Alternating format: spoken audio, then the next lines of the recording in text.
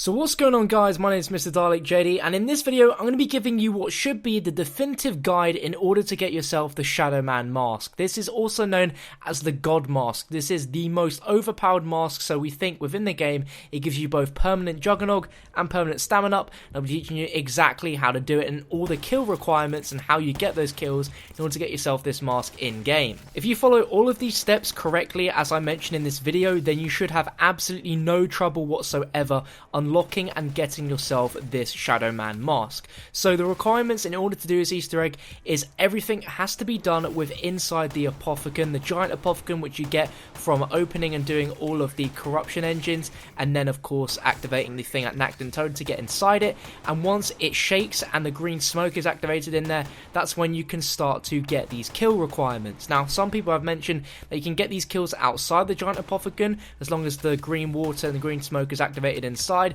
but I say ignore that, just follow exactly what I do here and you'll be able to get it very, very simply. Now, the weapons I'd recommend you having in this is definitely the Apothicon Servant, the Thunder Gun, and a shotgun such as the Brecci or Haymaker. This is the ultimate setup in my opinion to be able to getting all of these kills very, very easy. Now, like I mentioned, you have to be inside the giant Apothicon in the green water, and it has to be whilst the green smoke is activated. You can get these kills in absolutely no particular order, but going from what is the easiest, as zombies spawn in here, you need to kill 50 zombies with any weapon as long as you're standing in the green water and while the green smoke is activated. Now, I recommend the Apothicon Servant for this just because it kills so many zombies so quickly. Once you get the 50 zombie kills, you will hear a noise knowing you have done that correctly, and we can continue on. So the next thing is killing 5 spiders. It's as simple as that. With killing 5 spiders, you have to be within the green water and while the green smoke is activated, and you do not need to use the shield or knife in order to get any of the associated kills.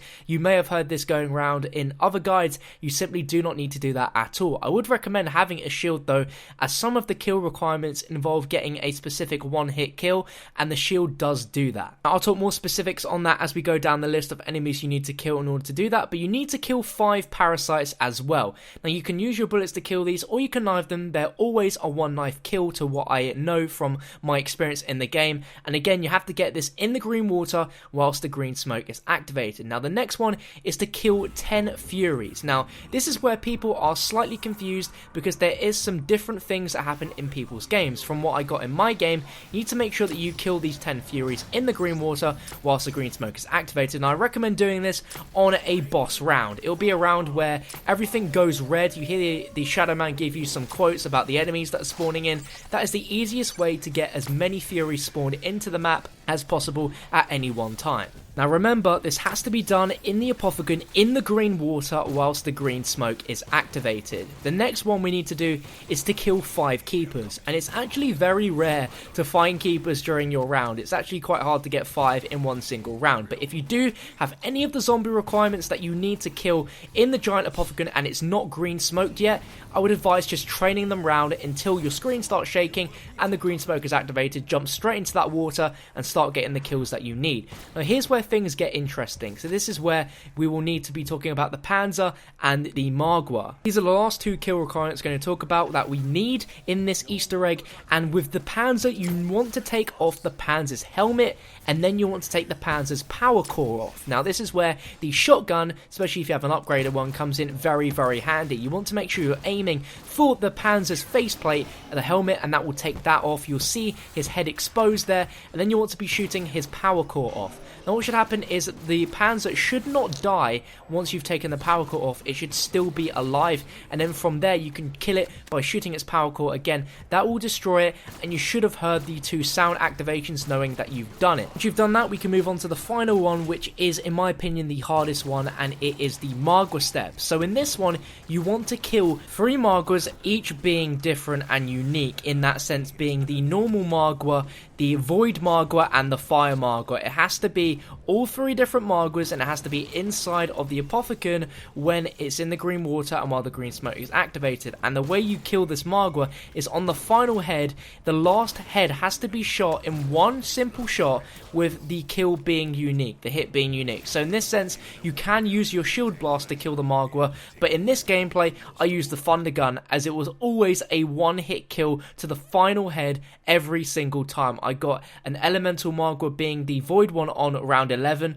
I then get a normal Margwa round 15. Then in the gameplay here, right at the end on round 19, I get the fire Margwa, and I make sure the last kill on all of those involves the thunder gun shooting that final head. Now in my opinion, this is definitely the hardest one out of all of them to do, as it's quite random when these do spawn. Now you'll hear the Shadowman with a quote when he's spawning in a Margwa, so when you hear that, probably it's around about the round 12 onwards. That's when you know that you'll have some sort of Margwa to kill, and anyone in your game, make sure they all go into the Apothicon and kill it when the green smoke is activated. That way you've got the Margwa in there and you can kill it very easily. And you can just camp in the Apothicon and eventually a Margwa will spawn. All sorts of different enemies spawn in there eventually, but you can speed it up if any of your friends get a Margwa in different areas of the map, just getting them to bring it in with you. And that should be it, my friends, and you can go over to Kino de Toten and you should find that Shadowman mask there for you to use. Now the perks from this Shadowman mask helmet is absolutely insane. It gives you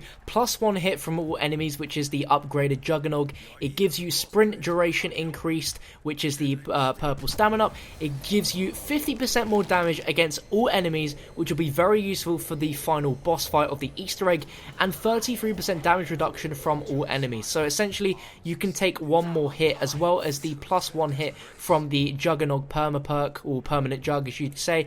So that gives you a total of around about 10 hits with Juggernog.